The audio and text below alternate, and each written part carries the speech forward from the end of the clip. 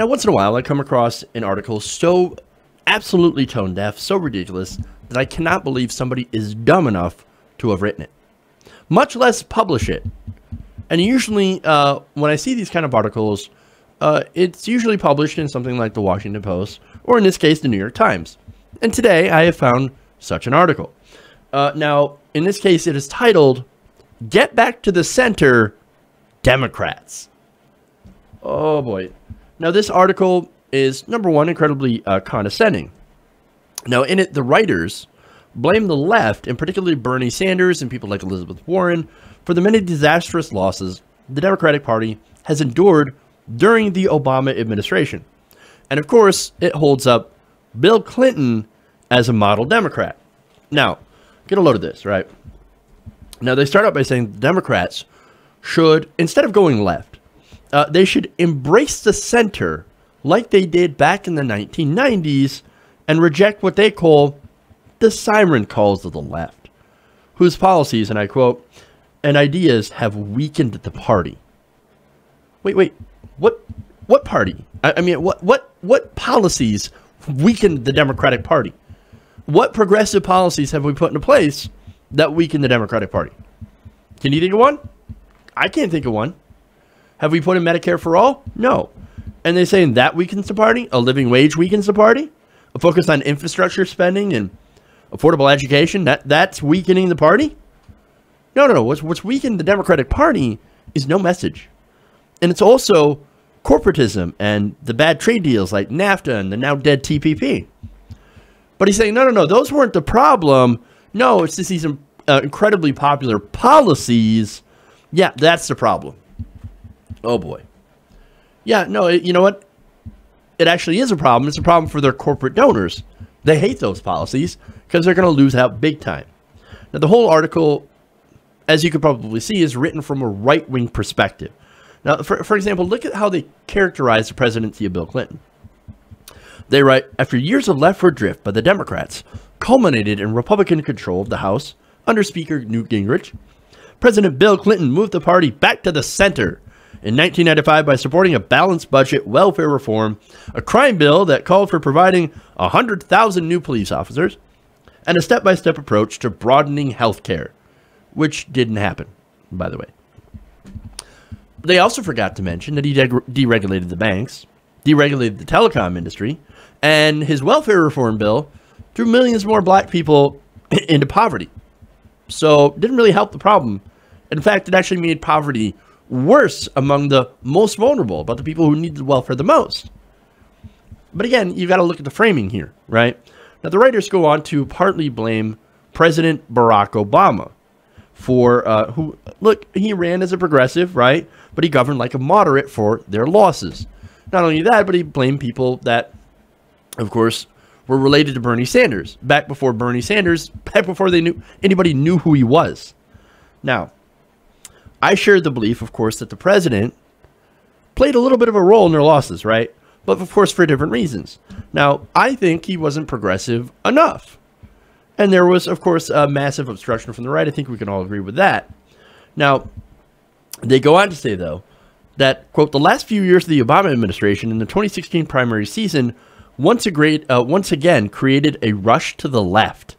Identity politics, class warfare, and big government all made comebacks. Oh my God, no. Really? They continue. Candidates inspired by Senator Bernie Sanders, Senator Elizabeth Warren, and a host of well-funded groups have embraced sharply leftist ideas. No, they're actually representing the people. The people have actually embraced these so-called leftist ideas. Okay? Now, he writes that the results of the voting booth have been anything but positive. Democrats have lost over 1,000 legislative seats across the country and control both houses of Congress during the Obama years. And in special elections for Congress this year, they failed to take back any seats held by Republicans. Christine Pellegrino, she ran and won in a heavily Trump district. But no, we've had no victories whatsoever. Yeah, of course, you've got John Ossoff, who was a weak milquetoast Democrat. Okay, fair enough. he ran again as a super weak Democrat, and they were able to tie him to Nancy Pelosi. Okay, that's fair. That was definitely a loss. Heath Mello, again, that was a loss. James Thompson, that was actually a lot closer. DNC didn't help him out a bit. And then, of course, you had the race in Montana where Greg Gianforte literally body slammed a reporter and still won. So, again, these were very Republican districts where Democrats actually got very close. And in the case of New York, Christine Pellegrino actually won.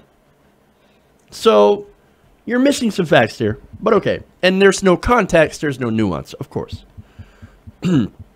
Now, the interesting thing is they're blaming Bernie Sanders for this, right?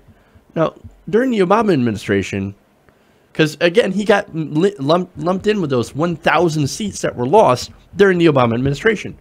Well, before 2016, there weren't a lot of people who knew who Bernie Sanders even was. Okay, he was hardly known by anyone until his ideas actually started to catch on within the Democratic Party, and not just inside the Democrats, but among independents and even some Republicans, some Trump supporters started showing up and started saying, hey, you know what, this guy, I like what this guy has to say. Now, of course, nobody in Congress, though, was talking about his ideas. Very, very few people, like maybe 2 other congressmen, right? Now, let me give you a good example of this, right? Now, the Progressive Caucus, they would put out a budget every year. Now, this budget was very progressive. It would call for raising taxes on rich people, investing in infrastructure, and a whole host of other progressive ideas. Now, pre-2016, did anybody talk about these? Did anybody talk about the progressive budget? Anybody even know that it existed? The Democrats would put out their budget, the Republicans would hate on it because it wouldn't be right-wing enough. And progressives would look at it and go, no, that's too right-wing. You're giving too many tax cuts and breaks to giant corporations. Well, we don't like this budget either. The progressive budget comes out. That's got everything that most Americans want, and nobody talks about it. It gets ignored. Nobody covers it. No, the conversation, and I remember having this conversation during much of the Obama presidency, was, okay, how can we reach out to the Republicans? How can we get things done with the Republicans, like cutting taxes for corporations? How can we cut Social Security? We're going to do a change CPI. We're going to talk about deficit reduction. That's what we're going to talk about. Come on, man. That's the conversations that we were having while the Republicans were winning all these different seats and governorships all throughout the Obama presidency. I remember in 2014 where some of the candidates wouldn't even say that they voted for Obama. At all. No. We're actually more right-wing. And you know what happened? They lost. They kicked out Ashley Judd in Kentucky, who actually might have had a good chance to defeat Mitch McConnell. And of course, the DNC, the Democratic Party, supported somebody who was Alison Lundergan Grimes, somebody who was more pro-coal than Mitch McConnell. Or at least she made herself sound like she was more pro-coal. Did we run progressives in 2014? No, we did not. And we lost badly for it. And right now, the campaign season, it's just beginning. A lot of more people pay attention during midterms than they do special elections, to be fair. Now, other things that we would do under President Obama. I mean, look, Obama, he did some good things, and I can't deny that. But he also, one of the things that I give him the most shit for, as well as, continuing the drone wars, the drone strikes, was he made most of Bush's tax cuts on the rich permanent. That was something George Bush couldn't even do. Now, President Obama also dropped the public option to get the so-called moderate Democrats, those centrists, those right-wing Democrats, on board. Most of them didn't even win their seats, didn't even win their re-election campaigns.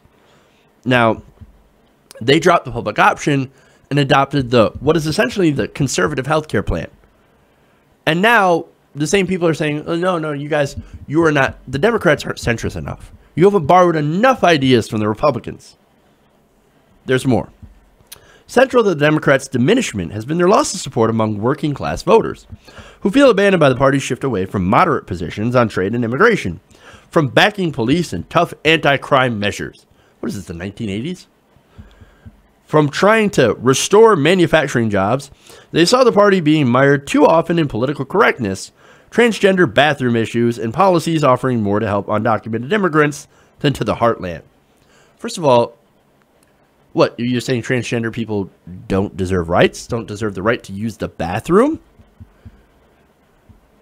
Look, the only people that made this a big issue were the Republicans that threw an absolute fit.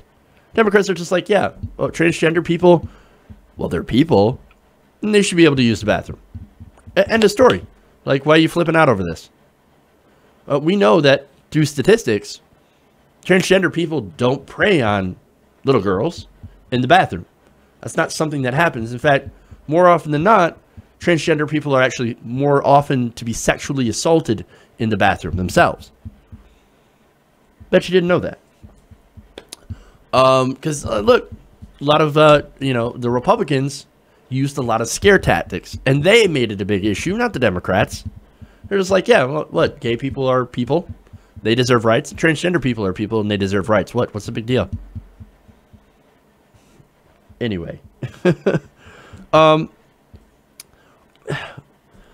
look, as far as working class people, right, being abandoned by the Democratic Party, I actually think that's true.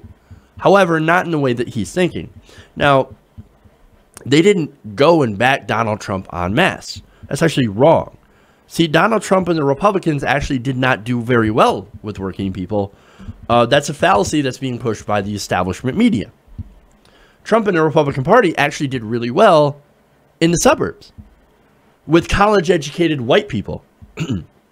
And that's who Hillary Clinton had been trying to court all along. These are Romney-Obama voters, okay? So they voted for Obama, or they voted for Romney, and then they voted for, they're the people that are so-called moderates, right? That live in the suburbs, that make a lot of money. And there was actually the Clinton-Romney voters. I got that mixed up a little bit, but anyway. College-educated white people, that's who Hillary Clinton was going for, and she lost them big time. Big league. And exit polls of 23 states from the primaries all showed a higher median income for Trump supporters than the national average, which is usually around $70,000. And as far as their concerns on trade and immigration, that actually wasn't a concern for a lot of Trump supporters. A massive Gallup study done in August revealed that the typical Trump supporter had actually not been disproportionately affected by both foreign trade and immigration. The results suggest that his supporters, on average, do not have lower incomes than other Americans, nor are they more likely to be unemployed. So, most people, a lot of people voted for Trump, they weren't impacted by immigration. They weren't impacted by the TPP or trade. They weren't unemployed because their, factory got outsourced. Yeah, sure, we've got some of them. Some of the working class obviously did vote for Trump. But a majority voted, a majority of wealthier people voted for Donald Trump and actually carried him to victory. I believe it was something around 17% of the working class voted for Trump. It's amazing, right? Now, as far as being in a moderate position, what's so moderate about handing over our trade to giant corporations, as the TPP would have done? What's moderate about letting the police? They talk about, oh, the Democratic Party, they're not pro-police anymore. No, they're actually not. They're not pro-police shooting innocent people who are unarmed. Yeah, well, I'm not pro that either. Okay. What's so moderate though about letting those cops get away with the murder of unarmed people, especially unarmed black people? There's nothing moderate about that. It's justice. What's moderate about trade deals and incentives that allow those manufacturing jobs to be outsourced without any sort of repercussions on the companies doing it? Or any way to help those displaced workers get the kind of education they need to get better jobs without having to go into a mountain of debt? So, look, what this op-ed is saying is that the right wing is essentially correct on everything. and the left wing is wrong, and that the right wing is actually the new center. Now, we've seen in America over, the past 10, 20 years, is the center being shifted ever further into the right, and the Democrats, of course, chase it. So, like every few years, there's a new center. What was considered right-wing in the past is now a centrist position. Is now like, oh, it's the normal position. Why don't you get on board with the rest of the country where the center is? Because the center is so incredibly right-wing. Why would I want to be a part of that? But it shows the ridiculous right-wing framing of this article. Now, they said, and check out this, right? In the article, it says, bigger government handouts won't win working class voters back. This is a fallacy of the left, believing that voters just need to be shown how much they are getting in government benefits. Wrong. In reality, these voters see themselves as being penalized for maintaining the basic values of hard work, religion, and family. This sounds like it's being written by a Republican. And look, they completely misrepresent the main issues that the progressive left is actually fighting for, is actually talking about. For one, we're talking about the massive concentration of wealth at the top 1%, the corporate control of our politics, the massive lobbying efforts from the large corporations and the moneyed interests. Now, these moneyed interests have been voting against doing anything to help the working class by making sure they don't have access to health care that's actually affordable. And they don't have, their voices are drowned out by the giant spigots of money in politics, that they're no longer represented by our politicians.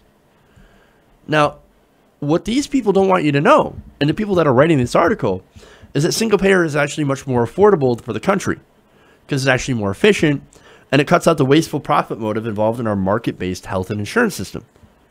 They don't want you to know that raising for wages for people doesn't hurt businesses. It actually helps them because you're putting money in the pockets of regular people.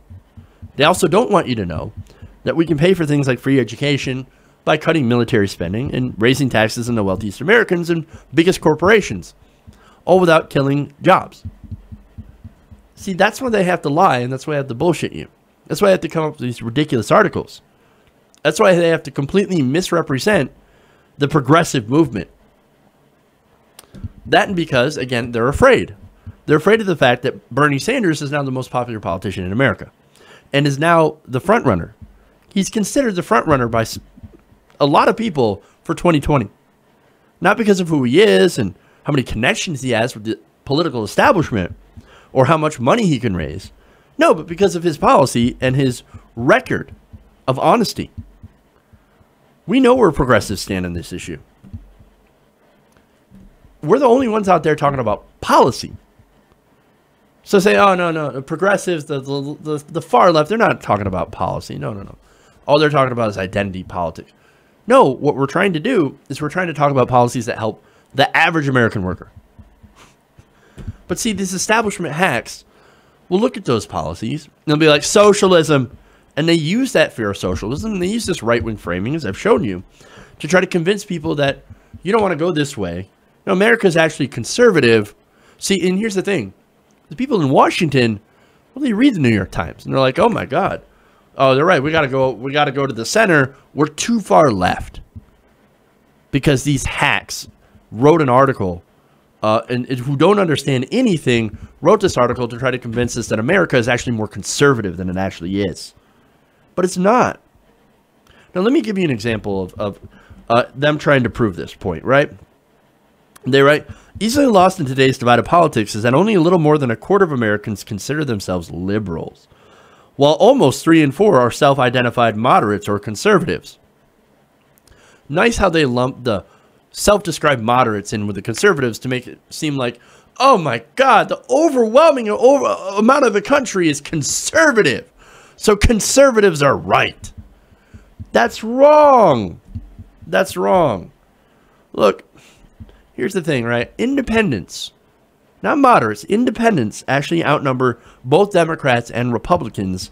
And a huge number of independents actually supported Bernie Sanders because of his record and his policies. And not only that, again, you need independents to vote. Now, independents can lean, I understand that they can lean left, they can lean right, but the whole point is they don't fit into a party, which means they can be swing voters. You can swing them with different policies, and fortunately for Bernie Sanders, he swung a lot of independents his way, but not only that, he swung Republicans and even some Trump supporters that would vote for him, that would never have voted for a standard Democrat, especially somebody like Hillary Clinton. Yet, of course, look, the country, on his point of the country, we've not been getting more moderate. Look at the policies, man. On views like LGBT rights, legalizing marijuana, expanding healthcare to everyone, expanding Social Security, and raising the minimum wage. Americans have been supporting those overwhelmingly. Over half of America supports these incredibly popular policies. They enjoy majority support. These are progressive ideas that have been put forward by true progressives. And yet these guys have the nerve to say, no, America's getting more conservative. It's more conservative. When the truth is, break it down policy by policy, we're overwhelmingly much more progressive than they give us credit for. Yet, of course, the writers of this article, this op-ed, want us instead to follow the shoes of Bill Clinton and to go more centrist, more establishment, more right-wing. Look, anybody who reads this, yeah, if you want to go in that direction, God bless, right? Go ahead, do what you want.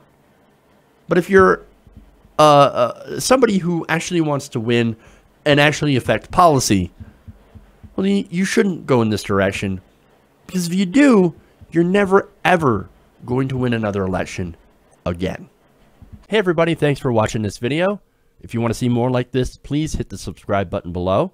And if you want to support truly independent progressive media, please consider becoming a patron at patreon.com/TYTNation.